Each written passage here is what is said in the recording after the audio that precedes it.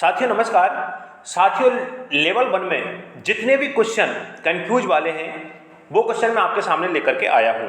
साथियों कोई कोचिंग वाला कछु आंसर मान रहा है, कोई कुछ आंसर मान रहा है, लेकिन यहां पर कोचिंग वाले भी कंफ्यूज हैं। अब कोचिंग वाले कंफ्यूज होते हुए भी स्टूडेंट तो ऑटोमेटिक कंफ्यूज है बहुत ही ज़्यादा। साथियों अगर आप इस चैनल पर नए हों तो प्लीज़ इस चैनल को सब्सक्राइब जरूर कर लेना। साथियों पहला क्वेश्चन आता है कि कबर सेन द्वारा राजस्थान नहर की शुरुआत की गई। साथियों इसका राइट आंसर होना चाहिए 1948। मैं खुद 1948 करके आया हूं और इसका राइट आंसर 1948 होना चाहिए। लेकिन साथियों कुछ कोचिंग वाले यहां देखो, किसी कोचिंग ने आंसर की जारी की थी, यहां आ रहा है कबर सेन द्वारा राजस्थान नहर की शुरुआत की गई, यहां 1958 बताया जा रहा है। साथियों कोचिंग वाले भी बहुत कंफ्यूज हैं।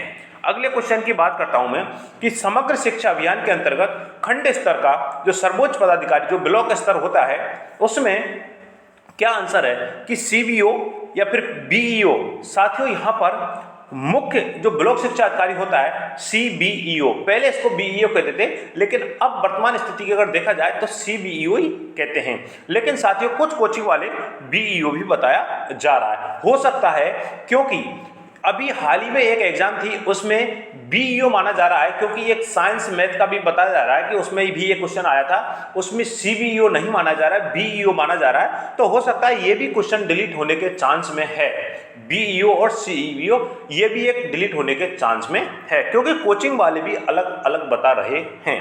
अगले क्वेश्चन की बात करता हूं मैं।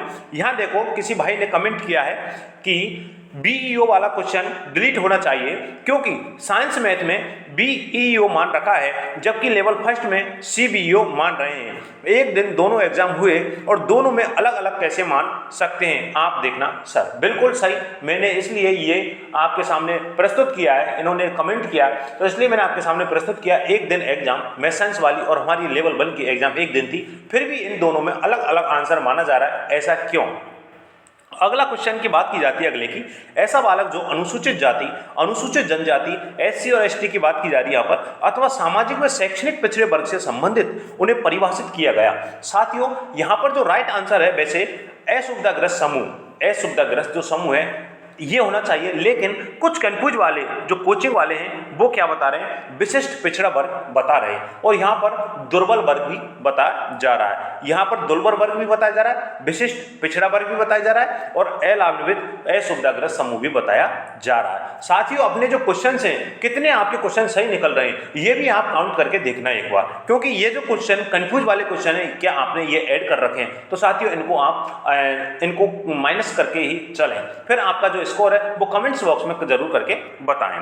अगला क्वेश्चन है ये बीसल देव रासो। साथियों मैंने कई बार देख लिया और इसका ग्रंथ में एक अकादमी वाला ग्रंथ था उसमें भी प्रूफ देख लिया, वास्तव में इसका राइट आंसर वीर काव्य होना चाहिए। बीसल देव रासो किस भांतरो काव्य है, तो वीर काव्य। साथियों कोचिंग वाले भी इसको वीर काव्य बता रहे हैं, लेकिन एक दो कोचिंग वाले वीर रस प्रेम काव्य बता रहे हैं। लेकिन हो सकता है कि ये क्वेश्चन या तो डिलीट होगा या फिर इस पर बोनस दिया जाएगा।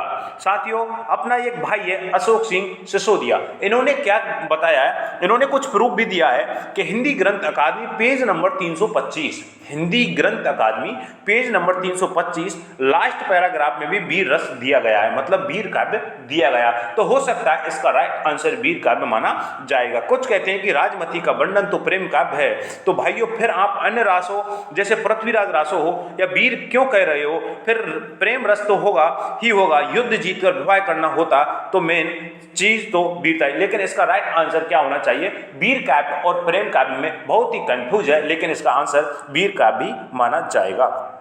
अब एक भाई जिन्होंने कम्युनिटी में कमेंट किया था, अब वो भाई क्या कह रहा है वो भी मैं आपको बता देता हूं। भाई एकदम सही बात है, भाई एकदम सही बात है। मेरे सुभाष चारण जो सर थे उनसे आंसर की मिलाई थी तो 100 क्वेश्चन बन रहे थे, उनकी आंसर की से मेरे 100 क्वेश्चन बन रहे थे, लेकिन जो अदर आंसर की दूसरी कोचिंग की आंसर की से मिलाया था उसमें मेरे बस 92 बन रहे हैं। अब 8 क्वेश्चन का अंतर, ये देखो सर कुछ 8 क्वेश्चन का अंतर बहुत ही मायने रखता है। भाई मायने तो एक क्वेश्चन ही रखता है, लेकिन यहाँ पर 8 क्वेश्चन का अंतर बहुत ही मायने रखता है। और एक जब एग्जाम हॉल में जो स्टूडेंट बैठा रहता है तो उसके ऊपर शनि केतु वगैरह और बहुत ही ज़्यादा प्रेशर, दबाव, यार दोस्त, भाई बहन, घर वाले, रिश्तेदार, सबका दबाव होता है, क्योंकि मन में अलग अलग ख्याल आते हैं, अलग अलग पुलाव आते हैं। हम सोचते हैं कि यार अब की बार सिलेक्शन होगा, अब की बार सिलेक्शन होगा, तो मतलब वहाँ जाकर के डिप्रेशन इतना बहुत ज़्यादा हो जाता है, बहुत ज़्यादा डिप्रेशन हो जाता है। इसलिए जानते हुए क्वेश्चन को भी हम गलत कर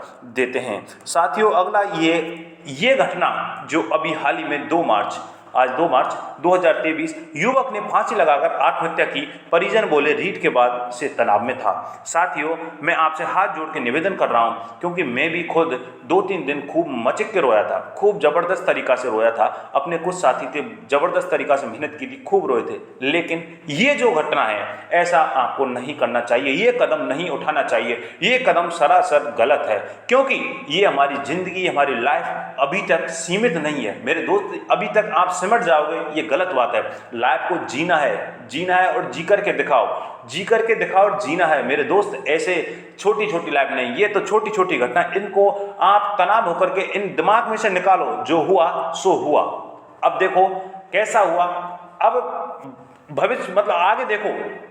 अब जो निकल गया समय उसको छोड़ो, अब आगे सोचो कि आगे क्या करना है। बस कुछ नहीं है, ऐसी घटनाओं से दूर रहें। और जो भी भाई बहन है वो तनाव में, तो मैं उनसे हाथ जोड़ के रिक्वेस्ट है कि आप इससे दूर रहें, ऐसी घटनाओं से दूर रहें।